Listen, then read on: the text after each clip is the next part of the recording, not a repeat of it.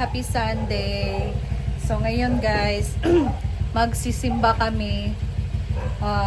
And then, punta muna tayo kina mama kasi today is a special day of my sister Diva. So birthday ngayon ni Diva guys. And then, siguro, hindi na ako makakapunta later siguro sa farm. So, mamaya na lang siguro ako dito mag-celebrate sa dinner with family and magsisimba pa kasi kami. Neil, hala Neil, naglag ko Neil. Ang ingay ng motor. So, magsisimba muna kasi kami guys. So, 10 a.m. yung church mass namin. So, punta na lang tayo ngayon kina mama kung ano yung mga hinanda niya ngayon. Prepare ni Diva sa kanyang birthday. So, let's go guys. Come here, Nanik. Let's go. Wait lang. Kugusto na ka ni mama. Halina. Ayan, nakabisan din si Nick. Say hi. Say hi. Hi guys. Say happy birthday, Tita Diva. Happy birthday, Tita Diva. What's your wish for Tita Diva? Say mo wish. Say mo wish kang Tita Diva. Huh? Okay. Okay. Pikin kayo guys. No. Naglisod na ang tanan. Ay, natulog pa yung tito. Come here.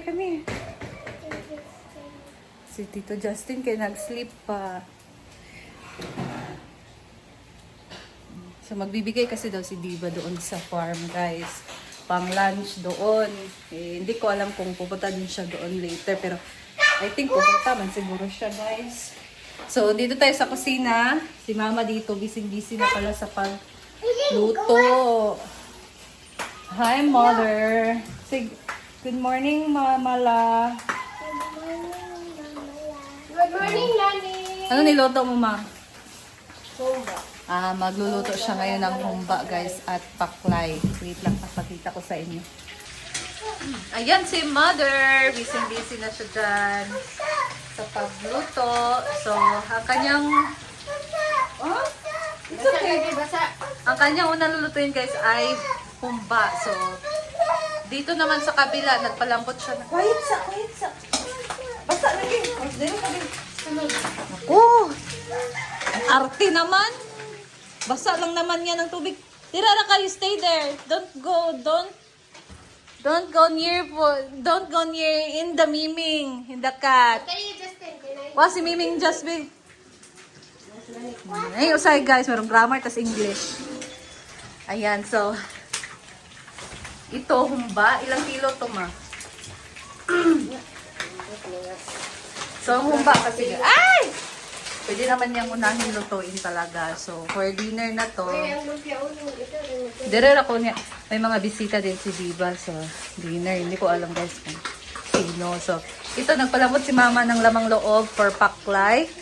Tapos, mag-spaghetti din siya at pansit. Ano pa? Tapos, mamaya, ako yung maglumpia guys. Magtimpla ng lumpia pag uwi ko pa. Ay!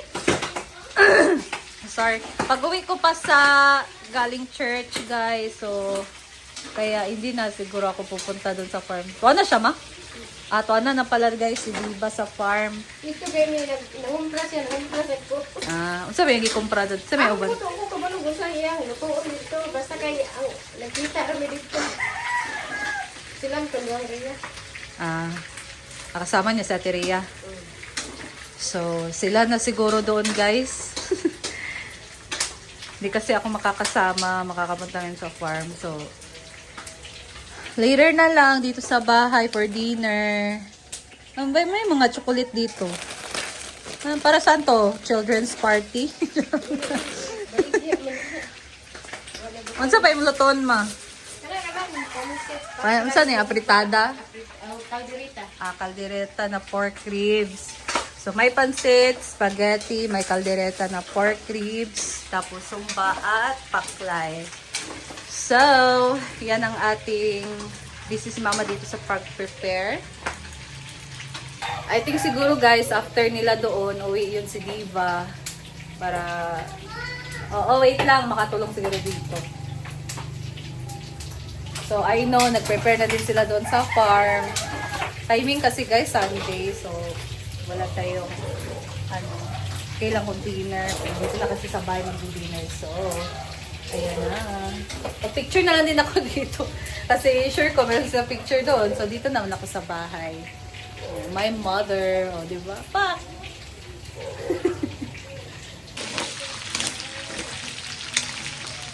Pakuksan kasi ang daming taba.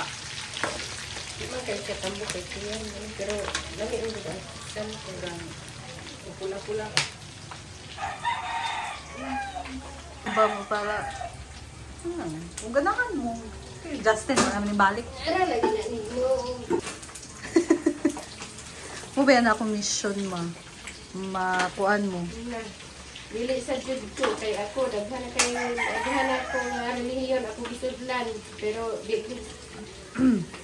Kaluwasan, manggod akong gikuan good. wala jud ko anang ubang relihiyon ang ako ang katoliko ra. Hala, guys. Ay maora gyud ay ako ang anakan maora na. Guys, ako siyang gi-invite guys sa among church. Dili gyud ko mo balhin og relihiyon. Ano man nga, isa naman natong Ginoo. Bala diya. Sada pagid sa kuan kay. So, ayan na guys.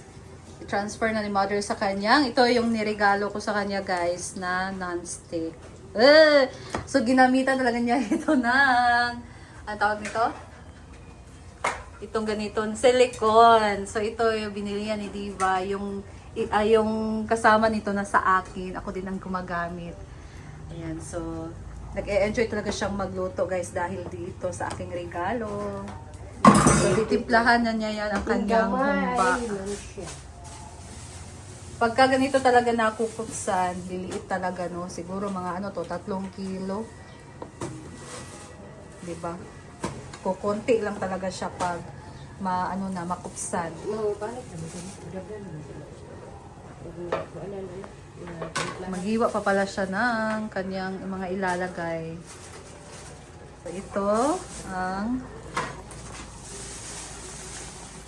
sarap nito, paklay, lamang loob. Ilang kilo to ma? tulog. 3 kilo, liliit lang din yan guys kasi kapalambutin pa.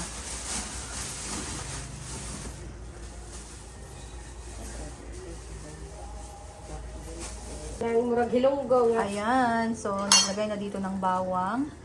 Next, lagyan natin ng banana blossom. Wala na ito ito.